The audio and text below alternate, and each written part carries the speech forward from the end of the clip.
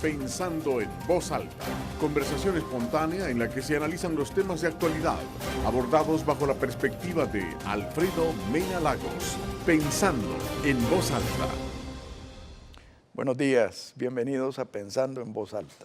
Hoy tengo el enorme gusto de tener con nosotros a dos viejos amigos, no por la edad, sino que por la larga amistad, con quien compartimos una pasión que tenemos desde la niñez, y es el automovilismo.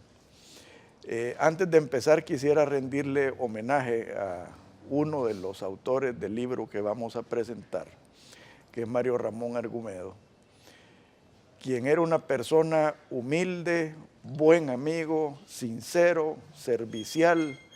Todo el mundo lo quería en las carreras de go-karts. Y Mario Ramón, apodado Gasolina Argumedo, era alguien en realidad tirado y volcado hacia el automovilismo.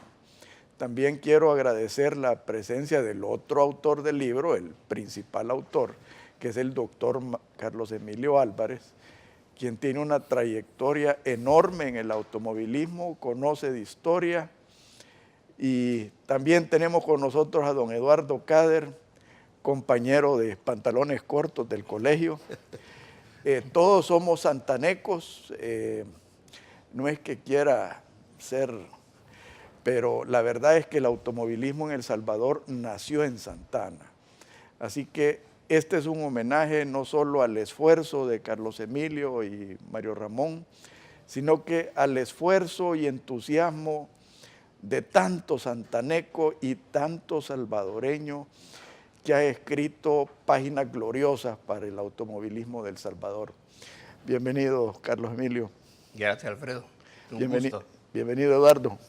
Muchas gracias, Alfredo, y me sumo a tus palabras de homenaje para con Mario Ramón, alguien a quien particularmente le tenía especial cariño y que ahora ve consumado un trabajo que con Carlos Emilio nos tenían años pendientes de su finalización. Excelente. La afición, como dije al principio, es desde la niñez. Carlos Emilio, ¿cómo comenzaste con esto? Yo recuerdo, tengo una foto de mi mamá en el árbol de Navidad en Santana. Yo tendré unos 6 o 5 años quizás. Y yo estoy sentado en las piernas de mi mamá y los regalos del Niño Dios o de Santa Claus son como 15 carritos que están en el suelo. Ahí comenzó mi afición y luego, ahí por los 7 años, me llevaban mis papás a Nueva York, y ahí a la par del hotel donde nos quedábamos había una tienda especialista en libros de carreras, de carros y de pilotos. Ahí compré mi primer libro que todavía conservo, mis revistas de carros, en aquel entonces unas inglesas, Road and Track, que todavía conservo. Claro. Luego, un día me contó mi primo, la Perica Escalón, y Pepeto Bustamante, que habían comprado un go-kart que la AES había traído, y ellos no iban a ir a correr en la segunda carrera que hubo en El Salvador, y les pregunté que si me los prestaban. Tenía yo creo que 17 años o 16 años. Fui a Guachapán, por cierto, parte de tu tierra, y ahí fue como me inicié en los go-karts. Pesaba 115 libras, entonces era rápido porque los demás estaban algo panzones así. Y luego, en 1959, tuve la oportunidad que mi papá me dio permiso de correr en el 5º Circuito Santana, en el Palmar, en un Volkswagen. Allí me di gusto, como cualquier cipote se puede haber dado, ¿verdad? Y ahí pues me quedé prendado de los carros, de las carreras de carros, y ha sido mi pasión, aparte de mi carrera como médico. dejando aparte a la familia y amigos. Pero mis dos pasiones han sido los carros y la medicina. La medicina. Eduardo, quizás de los tres, tú sos el único que ha heredado esa pasión, porque tu papá corrió go-karts y yo me recuerdo que yo te miraba con envidia cuando estábamos en el externado, porque tu papá y tu mamá te ayudaban a arreglar el go-kart. Y yo decía, ¿qué diera porque mis papás fueran así? Decía. Bueno, no, yo no comencé con las 4 ruedas. Yo comencé, al igual que Carlos Emilio, de muy pequeño con aquellas colecciones de Dinky Toys y de Corgi Toys, o de Shuko que había. McLean. Tecno. Y luego armar los carritos, aquellos que le comprábamos al Chino Díaz. ATM. Y así fue caminando la cuestión, rodeado de ese ambiente motor, en donde mi padre participaba en los karts. Estamos hablando de 1961, 62 que él comenzó. Se reunían con el buen amigo Chus Urbina y don Guayo Trabanino. Y eran los exponentes de la categoría de West Bend en aquel tiempo, recuerdo yo. Entonces, este servidor, mientras tenía la oportunidad de subirse en un kart, lo estaba haciendo en carreras de zapatos en el estero de Jaltepec. Había un campeonato que se desarrollaba ahí año con año. Y De zapatos son lanchitas. Lanchitas de carrera, así es. Sí, para... Sí, zapatos le decían en aquel tiempo. Y mi padre también lo hacían mis primos, los Guates, lo hacía el Oso Flamenco. Entonces en la familia siempre ha existido ese olor a gasolina, la práctica hasta la fecha. Y fue así como tú decís, me viste en el externado, no sé si fueron fiestas rectorales o algo. En las rectorales, los turnos. En donde uno participaba en aquellos En la gincanas tierra, muy criollos, ¿no? Tanto en carros, y una vez se les ocurrió hacer de karts también. Ahí fue seguramente donde viste a mis viejos apoyando. Hasta 1970, que fue cuando hice mi primer carrera de carros en Los Planes, en un Toyota Corona, en un RT40. En el Parque Balboa. En el Parque Balboa. Fíjate que yo quisiera hablar del aspecto internacional del automovilismo, porque yo creo que parte de la génesis del automovilismo en El Salvador está en Europa.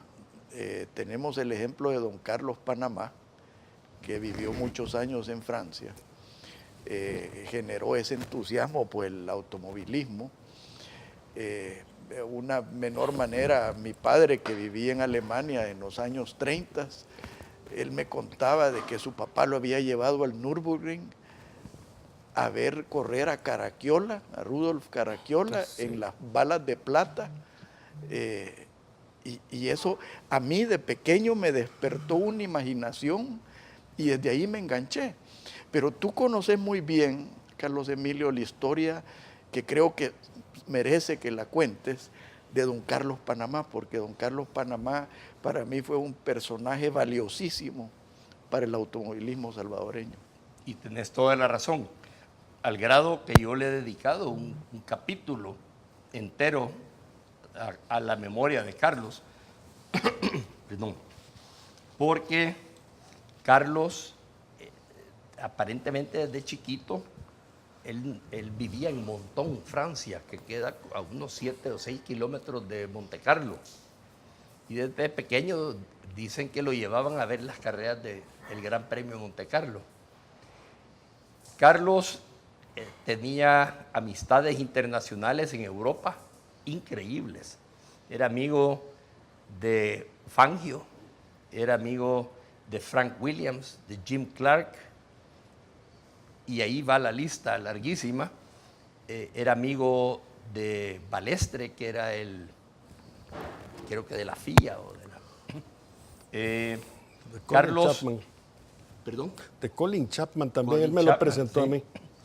Y luego norteamericanos como Dan Gurney, Andretti.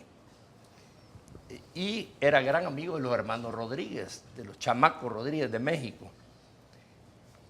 Su principal amigo y aliado fue Hans Tanner. Hans Tanner era un periodista belga que era en aquel entonces, en los años 50, era el Ernie Ecclestone, o Ecclestone de la actualidad. O sea, era el que manejaba, no manejaba la Fórmula 1, pero manejaba el ambiente de la Fórmula 1. Gracias a Hans Tanner, a través de Carlos, fue que llevaron a los hermanos Rodríguez a Santana en 2 ocasiones. Invitaron a Paul O'Shea, que era el campeón norteamericano de la SCSA, del Automóvil Club de Carros. Piloto oficial de la Mercedes. Piloto oficial de la Mercedes, corría en un 300 SL sin capota, porque en ese entonces no existía el roster. Sí. Yo tuve oportunidad de agarrarme con Paul O'Shea, y en el libro está, él en un Gordini, Renault Gordini que le prestó Carlos Panamá, y yo en mi Volkswagen en la primera carrera. Y como te contaba fuera de cámara, el diablo es diablo por viejo y no por diablo. El tipo se me ponía atrás y me pitaba antes de llegar a las curvas. Y me pitaba hasta que me volvió loco. En una de esas se me metió y ya no lo volví a ver. Pero Carlos Panamá logró permiso de la FIA de inscribir carros en Fórmula 1 en nombre de la Asociación Automovilista Santaneca. Y efectivamente hubieron 2 carreras donde corrieron carros bajo la bandera de la AS, una en Nueva Zelanda y otra en Holanda. Asimismo, consiguió carros en el Gran Premio de Cuba, consiguió carros en Sebring. Así que Carlos fue el primer presidente de la federación. Él fue organizador de la primera carrera organizada en El Salvador, la del Centenario de Santana. Carlos era increíblemente, si hubiera sido más joven le hubiéramos dicho gasolina también, porque tenía también en sus poros, emanaban gases de alto octanaje. Alto octanaje. En el próximo segmento, Eduardo, quisiera que habláramos del aspecto organizativo. Yo sé que Carlos Emilio conoce mucho de los orígenes, pero tú conoces mucho de la estructura organizativa y me gustaría que habláramos de eso. Por favor, no nos cambie, ya volvemos.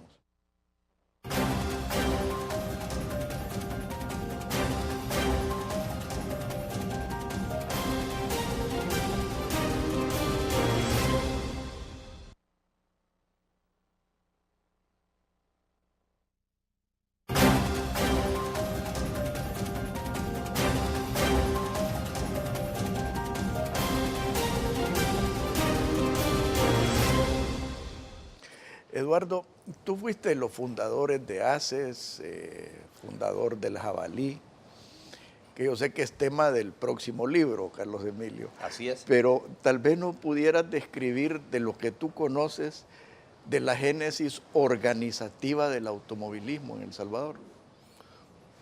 Bueno, yo creo que esto nace más que todo con el entusiasmo que se da en Santana. Santana es la cuna del automovilismo.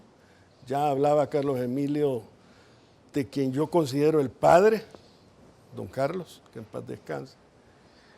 Y en aquellas épocas tú oías hablar de un Auto Sport Club, de una asociación automovilística santaneca, que eran no sino grupos de entusiasmo, de entusiastas que se reunían para decir hagamos una carrera de carros y no ha cambiado mucho, te cuento. Bueno, la gran diferencia es la pista nada más, pero la estructura orgánica en aquel momento era la básica, la mínima, las planillas a pie, como decíamos. Pero esa carga de entusiasmo le daba mucha camaradería y amistad dentro de los pilotos, cosa que también se ha perdido un poquito. Luego vinieron clubes y ahí quizás voy a saltar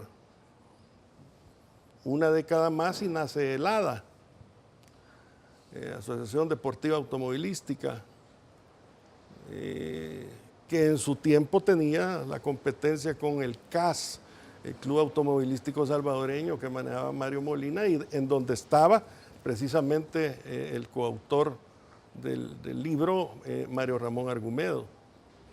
Y llegados los 70s, siempre con base en entusiasmo nada más y la pasión de tuerca que todos teníamos en aquel momento, surge la iniciativa de, bueno, ¿y por qué no hacemos una pista? Y fue así como nació ACES. ACES no nació para ser el automóvil club que es ahora, después de haberse desarrollado durante tantas décadas, sino que nace para hacer una pista, que es la que conocemos ahora como el Jabalí. Claro, antes de ello hubo eventos en otros escenarios de los que mejor puede hablar Carlos Emilio que este servidor, o sea, Los Planes, San Benito, Palmar, el Gran Corazón, el Centenario y otra serie. Pero toda la vida fueron eventos organizados porque había un núcleo de entusiastas que querían hacer algo y hacían realidad su sueño. Carlos Emilio, contanos cómo se decidía qué circuito correr, a dónde hacerlo, esa coordinación tan linda que había con Guatemala. Todo eso es fascinante para los que nos gusta el automovilismo. Mira, hay una descripción muy linda de Tito Reyes, que le he puesto en el libro, de cómo planificaron la primera carrera y cómo decidieron correrla de Acajutla a Santana, yendo por la Cuchilla de Colón. Ahí cuenta él las dificultades que hubieron con la policía, con el gobierno. El presidente Osorio, tuvieron que ir hasta Osorio para conseguir. Luego consiguieron permisos para correr de Chalchuapa a Santana. Escogieron la pista en Santana, en la ciudad de Santana, era una Z, dos grandes rectas y unas cuantas curvas ahí por la finca Modelo y por el Parque Colón. Luego en San Benito se corrió por los entusiastas capitalinos, liderados por los tres hermanos Miranda Lupone.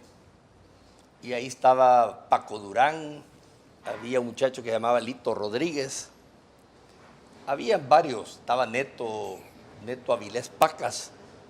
Escogieron, yo no sé cómo escogieron la pista de San Benito, pero sí era una pista muy linda. Lástima grande que el pavimento era criminal, se acababan las llantas.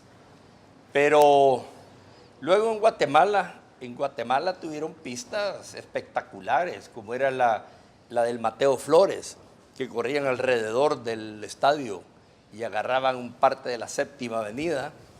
Luego le expandieron poniéndole una recta larguísima sobre la ida y vuelta sobre la Reforma. Luego hubo otro circuito que le llamaron Tívoli, que corrían de la Plazuela España al Redondel del Indio y agarraban la avenida Liberación, creo que se llama, hacia la salida de la Antigua. En Amatitlán había una pista muy bonita que se llamaba Las Ninfas. Luego en Guatemala también corrían en carretera, que fueron las carreras del Pacífico, que corrían del puerto de San José a un pueblito que se llama Patzicía, que queda cerquita de la Antigua. Así es que los chapines nos ayudaron enormemente en la organización de la primera carrera. En el primer circuito cerrado nos vinieron a dar cátedra. No así de ahí para adelante. Aquí aprendieron rápido los muchachos. Pero sí, la camaradería y competencia que había entre Guatemala y El Salvador era increíble. En el libro, no solo entre Guatemala, entre Santana y San Salvador. Después aparecieron corredores de Aguachapán, después de Sonsonate. Entonces, en el libro tú vas a ver que en los resultados se pone de a dónde es, porque no era lo mismo que ganara uno de Santana que uno de San Salvador, o un salvadoreño o un chapín. Era una competencia enorme, pero camadería, porque yo me recuerdo cuando íbamos a Guatemala a correr go-karts, nos recibían increíblemente, y hice amistades increíbles en Guatemala a través de los go-karts. Yo en Guatemala no participé en carros, pero en lo que respecta a los clubes que mencionaba Eduardo, por ahí hay una entrevista de uno, creo que es Ítalo Granielo, de Santana, o Rigoberto tal vez, el hermano, donde dice que a él le encantaba correr en San Benito por la pista, pero le gustaba más correr en Santana porque eran más serios en la organización de las carreras. Y eran tan serios como que un par de capitalinos llegaron tarde al parque cerrado el sábado antes de la carrera, que encerraban los carros, y llegaron tarde y no los dejaron correr, sacrificando que dos competidores más pudieran estar, pero así eran de estrictos. Así es que, ¿qué más? Corrieron, por ejemplo, en El Espino, en Aguachapán, en pista de tierra. Hubo una carrera. En el llano. En el llano del Espino, en calle de tierra. Allí participaron jeeps, motocicletas, carros, hasta Tito Reyes en el Porsche corrió en tierra. Ahí veías tú Force como el de Sábana Dueñas en la tierra, que era increíble ver esos monstruos de 5,000 libras en la tierra levantando polvo y atravesados. Yo me acuerdo de haberlos visto y fue impresionante verdaderamente. ¿Tú te acordás, Eduardo, las carreras de San Benito, especialmente esos duelos entre los Mercedes, los Porsches, el D-Type de los Miranda? Bueno, ahí estaba el Ford del Sábana Dueñas, de la Cuca Zamora, el Chevrolet de Eddie González, que lo he tenido aquí en este programa, hablando de otras cosas, pero aquel siempre con su entusiasmo. Era algo que por lo menos yo creo que no se ha vuelto a repetir.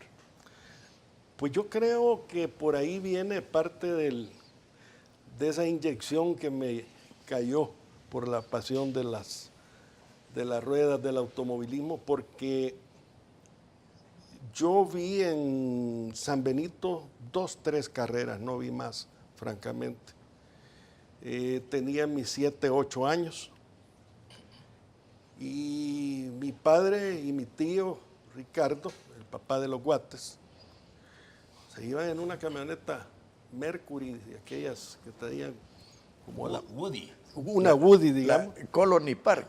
No recuerdo, pero era una camioneta blanca, linda en aquella época, y al cipote, por seguridad, lo subían al techo de la camioneta y ahí me ponían un banquito desplegable y yo veía con mi gorrita las carreras desde las alturas, digamos, en la recta principal, más o menos en la zona por donde está ahora un negocio de comida rápida. McDonald's. Enfrente, exactamente, ahí se parqueaba mi tío, enfrente. Entonces, recuerdo haber visto las carreras y para mí no había más que ese Chevrolet 57 rojo. El de Eddie. Sí, eso era lo máximo para un cipote de 7, 8 años como tu servidor. Y me impresionó también que en una oportunidad de esas, no recuerdo, debe estar en este libro porque lo conversamos en una de las conversaciones que tuvimos con Carlos Emilio, gracias a la invitación de los Quirós, que vinieron a correr un par de Fórmula Junior de México. Ahí están. Exacto. Vinieron un par de Fórmula Junior, no sé si eran 2 o 3, 4 eran. Pero lo importante era que entre ellos venía Moisés Solana, que a la postre llegó a ser una o dos carreras de De Fórmula Fórmula 1, pero 1, es uno de los históricos del automovilismo Y Rebaque. mexicano. Y el Rebaque. Rebaque, el otro. Así. El papá de Rebaque joven. Me imagino. No, es que Sí. hubo un Rebaque de los 70, 80. Héctor Alonso, Ha de ese, haber pero ese sido es el hijo. El hijo, Sí. sí. Entonces, eso fue realmente las épocas de oro nuestras. Para otros, la época de oro es cuando otros participaron unas décadas después, pero realmente ver en aquel tiempo un Renault Dauphine, un Volkswagen como Carlos Emilio, los Peugeot 203, los 4CB corriendo, girar alrededor del circuito de San Benito. Y luego pues vinieron otros eventos. Estuve presente en los entrenos de la carrera famosa, trágica de Santa Tecla. Esa vez solo estuve en los entrenos y era difícil imaginarse a esta fecha ver al GTO del Cóndor Vilanova a fondo contra el GT350 de Nano Rengifo frente a la recta del Santa Cecilia. Eso era... Eso fue en la noche, el sábado en la noche. Exactamente. Espeluznante. No, eso era temerario realmente, ¿verdad? Así que sí hay mucho de historia. Yo creo que los aficionados que estén pendientes del lanzamiento, del que creo que hablaríamos otro rato, van a estar pendientes del libro. No, yo como digo, lo que ha hecho Carlos Emilio por El Salvador y el automovilismo merece un amplio reconocimiento, porque tú has hecho un libro histórico, Carlos Emilio. Gracias, Alfredo. Esa es la idea. Mi idea no es comercial. Mi idea es darle al Salvador un libro valiosísimo, pues, porque ahí hay recortes, hay fotografías que tanto Mario Ramón como yo guardamos desde los años 50, yo de los años 50, Mario Ramón poco más joven que yo, un par de años. Aquí Eduardo me está delatando mi edad, porque él dice que era cipote en San Benito, y yo ya hasta corrí en San Benito. Pero pareces menor que nosotros. Lo que Eso pasa, es la cosa. Lo que pasa es que me siento menor que ustedes.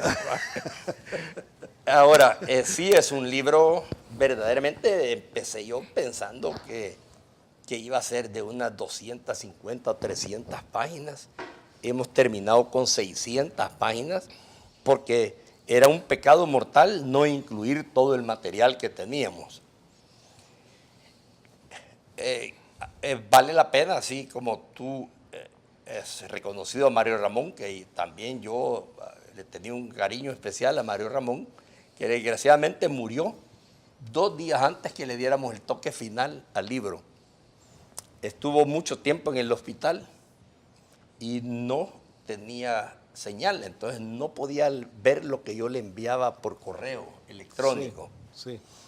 Pero sí vio el libro en negro y blanco y participó, me enviaba muchas opiniones, me enviaba material de allá de Vancouver. Pero me refería yo al ACES, al Automóvil Club, especialmente a su presidente, a Hugo Barrera, quien a pesar de ser mi amigo, mi paciente y gran aficionado al automovilismo, fue corredor en una época. Cuando le presentamos, Mario Ramón y yo, la idea del libro, inmediatamente captó la idea y se entusiasmó muchísimo con el proyecto y nos dio su apoyo, tanto moral como económico.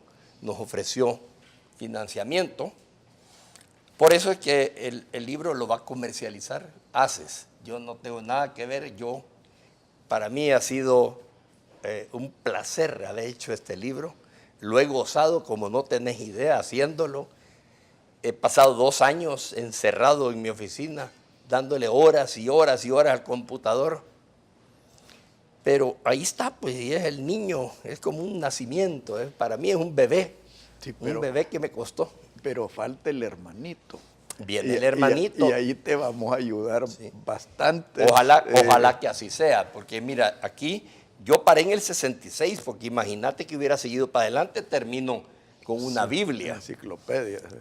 Entonces, sí esperamos hacer el segundo tomo, en el cual yo espero conseguir ayuda de gentes como ustedes, porque en ese entonces yo estaba en el Hospital Rosales haciendo mi residencia y me tenían un poco apretado, entonces no era fácil zafarme para las carreras.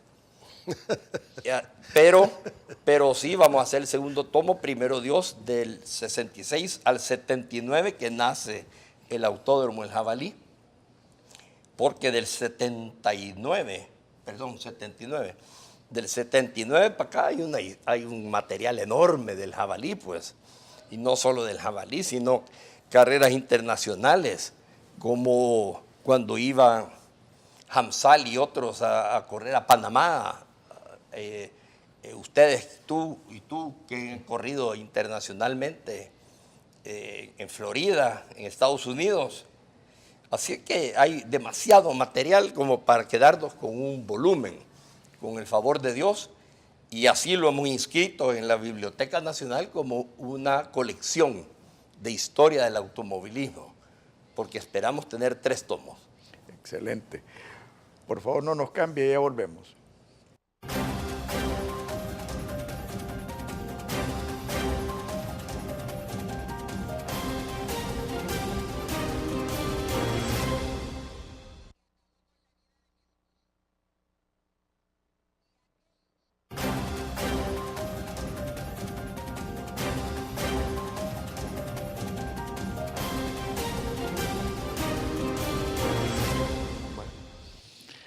A ver, Eduardo. Bueno, yo después de escuchar a Carlos Emilio, las vivencias, ver lo que le tomó a él y Mario Ramón, la recopilación, las anécdotas, las fotografías, los recortes, la diagramación, la edición, el saber escoger materiales. Yo creo que es un trabajo titánico que solo un apasionado puede hacer por el país y de mucha valía porque es el único documento escrito formalmente relacionado con la historia del automovilismo y el kartismo en El Salvador. Carlos Emilio, de verdad vale la pena reconocerlo, y solo los que hemos andado en eso, en las organizaciones, inclusive a mí me tocó en una oportunidad hacer un libro de deporte. Sabemos de qué se trata esto, que lo has hecho de corazón, que lo has hecho como una divierta para los amigos y lo más importante, el país entero. Gracias, te agradezco mucho y tú lo has resumido perfectamente bien. Esto es para los amigos, para el país, para que quede documentada la historia. Yo me atrevería a decir que en Centroamérica no existe un libro como este. Eso te iba a decir yo, que yo no he oído de otros países. Yo tengo un libro muy lindo mexicano, que es la historia de los hermanos Rodríguez. Sí, la escudería. De la escudería Hermanos Rodríguez, sí, que escribió Jalife. Jalife, correcto. Que es un librote así lindo, por cierto. Tristemente, solo menciona que fueron a Santana los chamacos Rodríguez. No hay ni una foto. Y aquí, aparecen en muchísimas páginas los hermanos Rodríguez. Sí.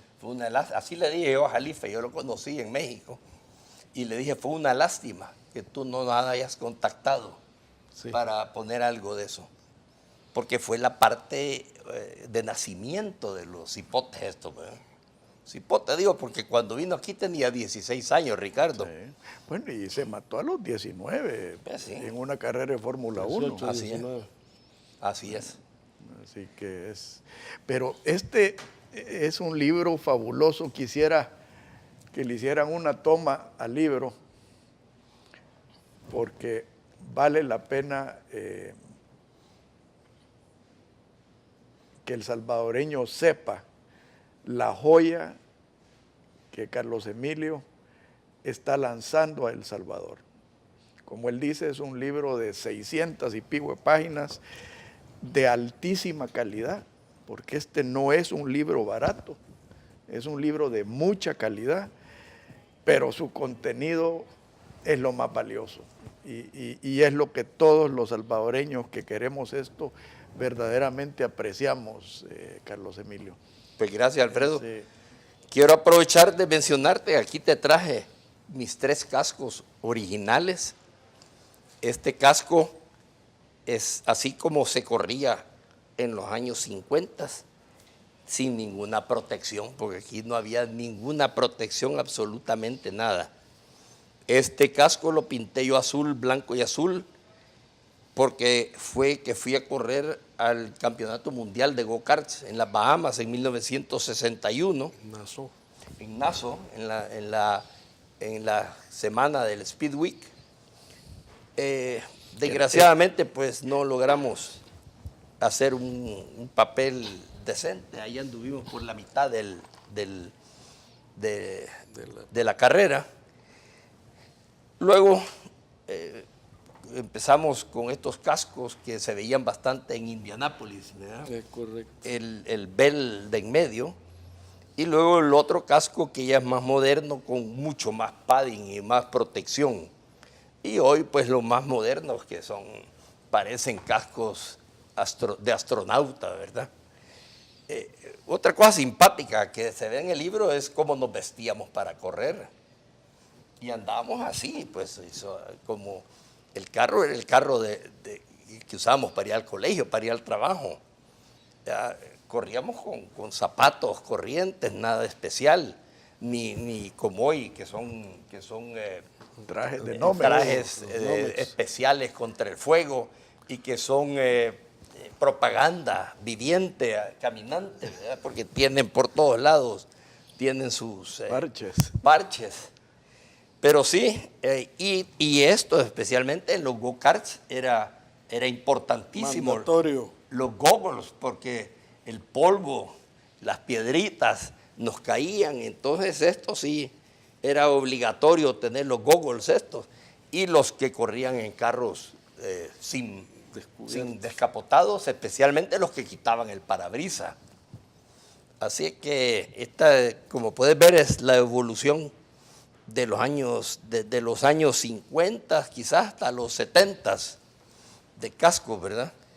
Y en el libro he hecho un muestrario de automóviles, de los carros que corrían en esa época. De la versión calle y versión racing. Versión calle y la versión de carreras, para que el lector pueda darse una idea de lo que se corría. Y hay carros que ya no existen, Borgward, camionetas Goliath, allá hay NSU, Vauxhall Victor, en fin, hay una cantidad. He hecho otro segmento de pilotos, donde he tratado de conseguir las caras de las personas. Antes y ahora. Bueno, en algunos casos. En algunos viejitos que todavía andan por ahí caminando, tengo fotos de antes y ahora, que hasta se han puesto a llorar al verse, tan jovencitos. Pero sí, he descrito alrededor de 25 o 26 carreras individuales, una por una. Así que tenemos un capítulo de Santana, otro capítulo de San Benito, Santa Tecla, otras carreras donde está inclusive un circuito que corrimos en la Colonia Escalón. Exacto. Para el Colegio Sagrado Corazón. Ahí corrió el Jaguar. ¿Cuál Jaguar? El Jaguar, el D-Type todavía. No. No corrió esa, ¿eh? No, perdona que te contradiga, pero no corrió. Ahí eran carros más modernos, ahí habían Coopers, habían Volvos, habían inclusive aquel BMW chiquitín, un 700. Sí, el 700. 700. Vinieron Que ese era motor de moto, ¿verdad? Era sí, motor de sí, moto glorificado. Exacto. Vino un equipo de Costa Rica a correr en ese circuito. Vinieron 2 Volkswagen, 2 Zombie y 2 Volvos a correr en ese circuito. En fin, hay un capítulo de clubes de los que hemos platicado. Ahí aparece el Ada, el CAS, Ada, CAS, ¿cuál era el otro? El Autosport Club. Ese Autosport Club. Había uno que se llamaba Automóvil Deportivo Salvadoreño, que yo creo que ese se convirtió en el Autosport Club porque eran las mismas personas. En fin, tenemos como 13 o 14 capítulos, como la mayoría, el 95% son fotografías blanco y negro. Le hemos puesto mucho color, algunos colores hasta jayanes, los colores pero bonitos. Alegres. Alegres. Color verde perico, morado, azul marino, en fin, para darle cierta vivencia, cierta vida al libro, ¿verdad? Para que no sea muy aburrido a la vista, porque aburrido no es. No es. Yo ya lo voy leyendo como 4 veces y lo sigo leyendo porque hasta yo mismo me pongo a reír de las cosas que he escrito. Porque, por ejemplo, hay una fotografía de Eddie González con Párraga y con un venezolano, Eleazar Morrison, y atrás del carro, así, allá lejos, se ve un tipo que está saludando y está haciendo así. Yo creo que es Poppy Crisonino. Ajá. Entonces le puse, pero también parecía Lico Romero. Ajá. Así con bigotón, así. Sí, Lico es pariente mío de Huachapán. Pues sí. Entonces le puse, atrás se ve saludando a Lico Romero o Poppy Crisonino, no sé cuál de los dos. Y tenés el sopapo aquel que se metieron la Cuca Zamora y Sábana Dueñas. El choque de sábana. Que dejaron enrollado un carro en un poste. Sábana Dueñas que se salvó de milagro porque se enrolló en el poste. Y está la foto de Mauricio Miranda atropellando al Gordo Cáceres de Santana, en Guatemala. En fin, es una colección de fotografías y recortes que yo creo que me gustaría mencionar cómo logré convencer a Silvia de Miranda, la esposa de Mauricio Miranda, que tenía como 8 álbumes de fotografía. Y le dije, mira Silvia, préstamelos que los voy para escanearlos. No, me decía, y lloraba, ¿cómo te voy a dar si este es mi tesoro? Porque Mauricio pues ya murió, y esto era el tesoro de ella. Al fin lo logré y es increíble la cantidad de material que logré sacar yo de esos 8 álbumes. Increíble. Así que ella se merece una mención especial también. Claro. Y todas las esposas y novias que nos aguantaron, porque la verdad que tienen un gran mérito. Sí, ya vas a leer en la dedicatoria, le puse eso. Si me permitís. Dale. Si me permitís, yo creo que la dedicatoria está bien bonita, porque cabalmente dice, este libro lo dedicamos a los pilotos de la época, 55 al 66, verdaderos deportistas de la velocidad. A sus familias, quienes compartieron con ellos alegrías y sufrimientos, con sus fantásticas y temerarias aventuras al volante. A ese grupo de jóvenes santanecos que organizaron la primera carrera del 55, convirtiéndose en pioneros de este deporte en El Salvador. Así que ya que mencionaste a la familia, a mí se me ocurrió también que la familia, las novias, las esposas, las mamás, los papás, aguantaron bastante, ¿verdad? Bueno, yo soy testigo, como conversábamos fuera de cámara antes de iniciar, de que tu señora aquí presente, a tu esposa, ahora madre de tus hijos, en aquel tiempo novia, era precisamente de las que colmaban y se mezclaba en la afición cuando los karts se corrían en los juzgados. Así es. Tienes toda la razón. Así ha sido la cosa. Tal vez a manera de preámbulo para el hermanito de este libro, me gustaría, Eduardo, que hablaras un poco de la transición del Parque Balboa, que fue quizás la última época de esto, porque no llegas al Parque Balboa aquí, ¿verdad? No, el Parque Balboa, ahí en esa época hubieron 2 carreras. Pero fue tan importante la época del Balboa que yo he dejado para el próximo libro. Para la próxima, porque no vale la pena mencionar 2 y dejar 5 o 6 por fuera. Sí. Entonces lo he dejado para el siguiente Y después del Parque Balboa vino Merliot. Merliot. Después del Parque Balboa realmente no vino Merliot, sino que vino lo que llamamos carreras de carros en el exilio. La pista San Francisco. Exactamente, que se llamó Autódromo Mario Rivera en Guatemala.